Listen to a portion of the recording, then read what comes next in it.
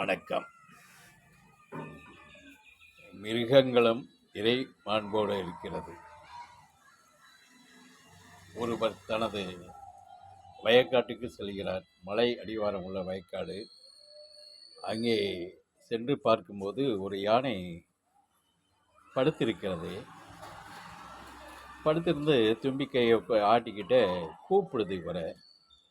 இவர் பயந்த நிலையில் போக பயப்படுறார். பின்பு மனதை தைரியமாக்கி கொண்டு யானையின் பக்கம் செல்கிறார். காலில் சரியான மரம் வெட்டப்பட்ட ஆப்பு, அந்த சுள்ளி, அந்த ஆப்பு வந்து காலில் குத்தி ஒடிந்து உள்ளே சலம் பிடித்து படுத்திருக்கிறது. அவர் சென்று என்ன பண்ணிக்கிறார், அந்த ஸ்லாப்பை மனதைரியமாக போய் ஸ்லாப்பை உருவி எடுத்து விட்டார். சலம் பூரா பீறிட்டு அவருடைய முகத்தில் அடிக்கிறது. இந்த யானை என்ன பண்ணது, எந்திரித்து அவரை தும்பிக்கையால் பிடித்து பக்கத்தில் இருக்கிற தொட்டியில், அந்த மோட்டர் தொட்டியில் தண்ணியை உறிஞ்சி அவர்களுடைய முகம் எல்லா பகுதியும் தண்ணியை உறிஞ்சி கழுவி விடுகிறது.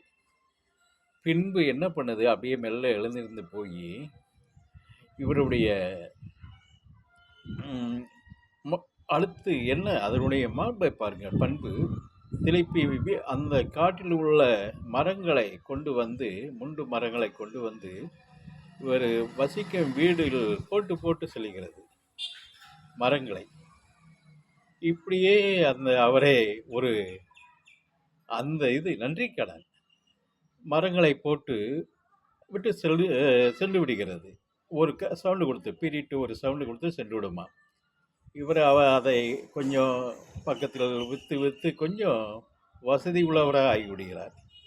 பார்த்தீங்களா, மிருகங்களுக்கும் இறையாற்றல் உண்டு, மாண்பு உண்டு, பண்பு உண்டு, பிரபஞ்ச மாற்றல் ஒன்று என்கிறதை இந்த யானை நினைப்படுத்துகிறது, நம்மளை உணர வைக்கிறது. ஈகை உள்ளவன் அனைவருமே இறையாற்றல் பெற்றவன் தான்.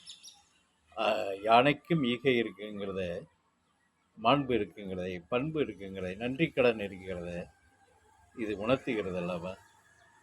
யானை வந்து ரொம்ப நன்றி உள்ள பிராணி, அன்பான பிராணி. என்னன்னா, அந்த யானையை வந்து துன்புறுத்தும் போது தான் மதம் பிடிக்கிறது. அதை சரிவர கவனித்து அதனுடைய நிலையை கண்டறிந்து அதுக்கு தக்கன நாம் இது பண்ணிட்டாலே மதம் பிடிக்காது.